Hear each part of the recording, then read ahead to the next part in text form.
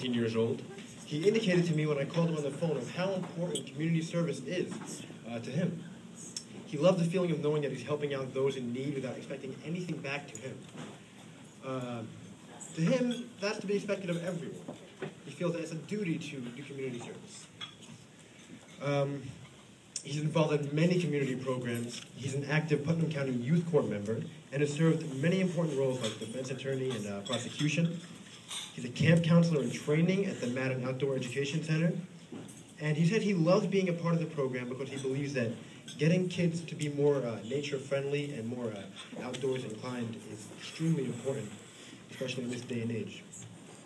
He participated in the National Youth Leadership Forum down in Washington, D.C., and he also works as a volunteer at the Putnam County 4-H Fair. Some descriptions of Tommy from his peers, and there are as follows. Rachel Wade, who oversees Tommy's camp training, said, "Tommy would always ask what more he could do to help. Many young people wait to be asked. I think that is one of the many reasons that he is so amazing." Mark Rappaport from the Rappaport Law Firm states, "He is profoundly committed to people. He takes initiative and is a role model for all." And also, Tommy was instrumental in saving Mr. Rappaport's life, I believe. From drowning, I believe, right? That's very impressive. Very impressive. And on a personal note, I've known Tommy and his family for many years now, wonderful people. And I think that from around kindergarten, I believe, right? And ever since we were little, Tommy's always been that guy. He was always, he was always willing to lend a hand or offer help to anyone in need. I mean, he's honestly an incredible person, and helping others is undoubtedly an integral part of Tommy's life. And not only is he caring and compassionate to others, but he can also be professional while still having a stellar sense of humor. So it's an honor to introduce my really good friend, Tommy, now.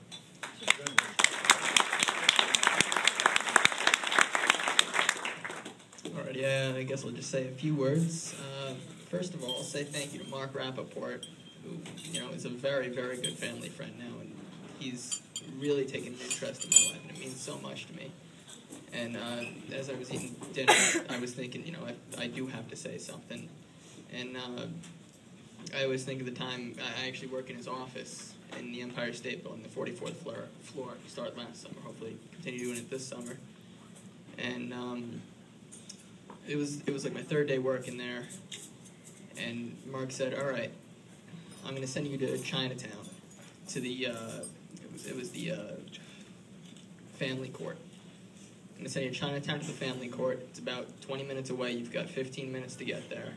And he gave me all these directions, which, I live around here, middle of the woods. I have no idea how to get around the city. He wrote down this whole big list for me. Take this train to this place and do this. And I remember I sprinted to the subway, I guess it is. And I was supposed to take the Q train. I'll never forget the letter of that train. And I didn't get it because there's two platforms, one train going one way, and then on the other side another train going the other way. And I thought I got on the right platform, and at this point I only got 10 minutes left to get to the place before they leave for lunch. And it doesn't matter how important the thing is, when they leave for lunch, they're done. So yeah, I thought I was getting on the track for the Q train, and then I see the Q train pull up all the way on the other side. Knew I wasn't going to make it, so I just, I got real angry at myself, and I sprinted to the other side. Of course I didn't catch that train. I had to wait another 5 or 6 minutes. Felt like an eternity for it to come again. Finally got to Chinatown, stepped out, and it's just a sea of people, which I was not used to. I could have laid down and they would have carried me. It's just... And I finally, I see the American flag coming off the building in the distance. I knew that was the family court. And I finally get in there. I go through security and everything. And by now, it was like, I was supposed to be there by 12. It was 12:02. I was late.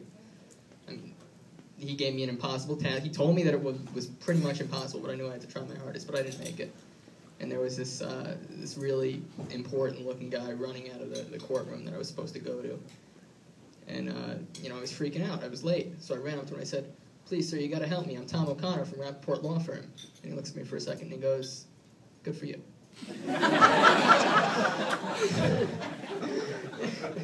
And I started freaking out. I said, "You got to help me. I told my boss that I delivered this paper.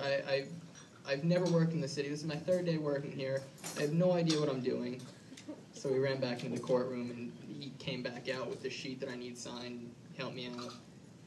And I'll just never forget that feeling of hard work and knowing that I did something that probably wasn't possible. But the feeling of having done it was so incredible. All right, so that's not that one. Sorry.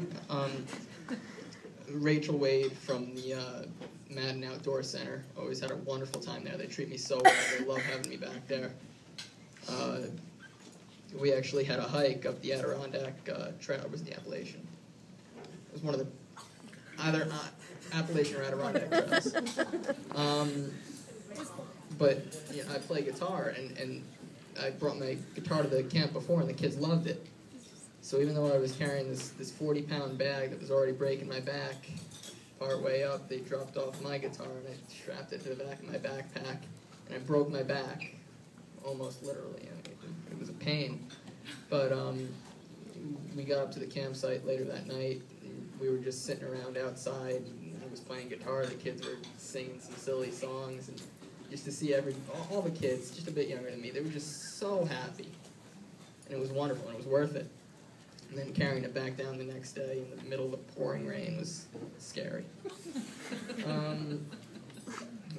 I got to thank my parents. I got to thank my dad.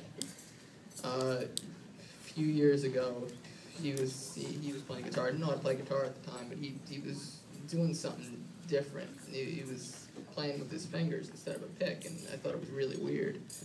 At the time, I was listening to disgusting music by bands like Slipknot and terrible bands. But I don't know, I liked something about what you were doing, and I knew that I had to learn guitar like that, and you know that's pretty much all I do now.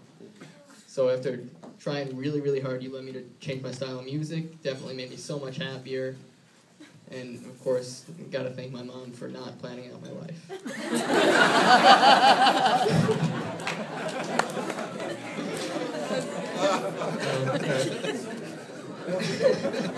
All right, I'm gonna stop there. Thank you, everybody.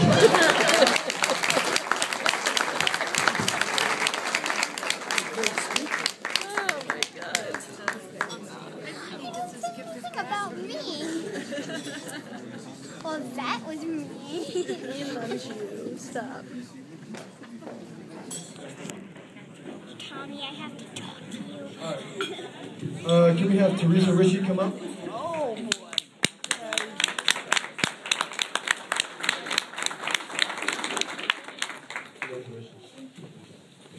Teresa's a senior at Mahopac High School. She's currently 17 years old.